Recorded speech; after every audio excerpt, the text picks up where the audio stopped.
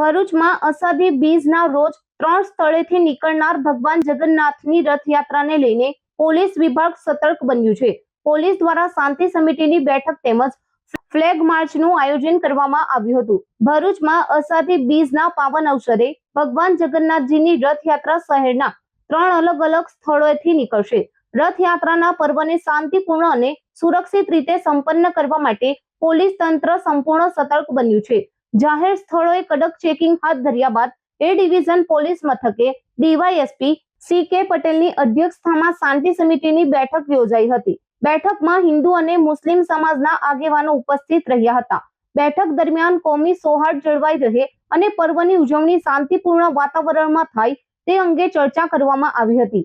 આ ઉપરાંત પોલીસ દ્વારા રથયાત્રાના નિર્ધારિત રૂટ પર ફ્લેગ માર્ચનું આયોજન કરવામાં આવ્યું હતું, જેમાં પોલીસ અધિકારીઓ અને કર્મચારીઓ મોટી સંખ્યામાં જોડાયા હતા।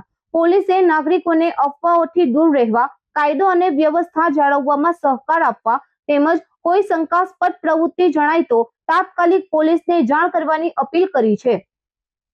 આગામી 16 તારીખના રોજ ભરૂચ શહેરમાંના જુદા જુદા વિસ્તારમાં 3 જેટલી રથયાત્રા નીકળનાર છે।